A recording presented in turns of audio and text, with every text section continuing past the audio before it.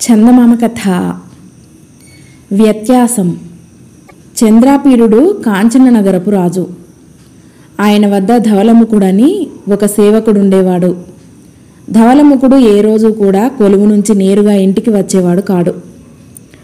ఎక్కడో భోజనం చేసి తాంబూలం వేసుకొని బాగా పొద్దుపోయిన తర్వాత ఇల్లు చేరుకునేవాడు. ధవలముఖుడి భార్య ఒకరోజు తన భర్తను, ఏమండి, మీరు ప్రతిరోజు ఎక్కడో భోజనం చేసి వస్తారు కదా, ఎవరు మీకు భోజనం పెడతారు, ఎందుకు పెడతారు అని అడిగింది. ధవలముఖుడు భార్యతో, నాకు 2 మంచి స్నేహితులున్నారు. అందులో ఒకడు కళ్యాణవర్మ అనేవాడు. అతను నాకు తన వద్ద ఉన్నది ఏది కావాలన్నా ఇస్తాడు.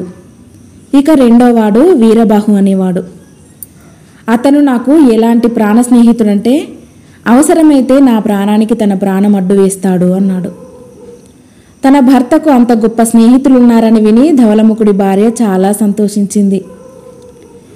ఏమండి, నాకు మీ మిత్రులను ఒక్కసారి చూపుతారా అని భర్తను అడిగింది. దానికేం భాగ్యం, రేపు నా వెంటరా, 2 ఇళ్లకు వెళ్ళి వద్దాం అన్నాడు ధవలముఖుడు.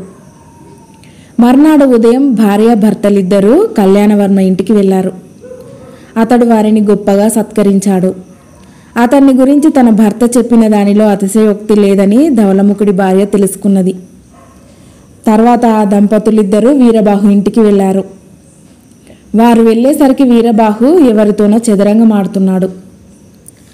అతను ధవలముఖుడి కేసి ఒకసారి చూసి, ఏమోయ్ వచ్చావా, కూర్చో అని తిరిగి ఆటలో నిమగ్నుడయ్యాడు. భార్యాభర్తలు కొంచెంసేపు కూర్చొని వెళ్ళి వస్తాం అన్నారు. వీరబాహు తల ఎత్తకుండానే మంచిది అన్నాడు.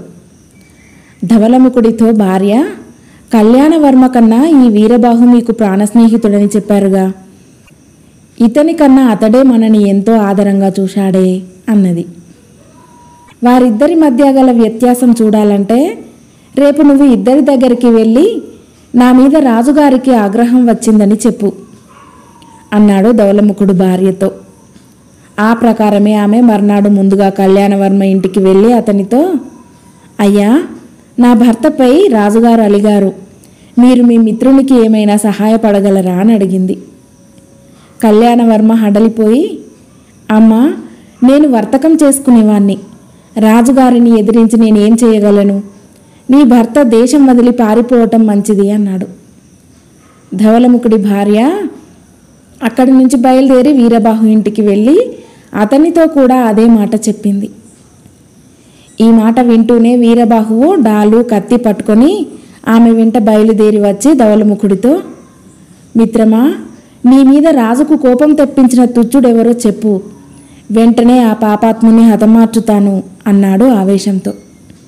ధవలముఖుడు నవ్వుతూ, కూర్చోబోయ్, మంత్రిగారు మంచి మాటలతో రాజుగారిని నా పట్ల సుముఖుణ్ణి చేశారులే అన్నాడు.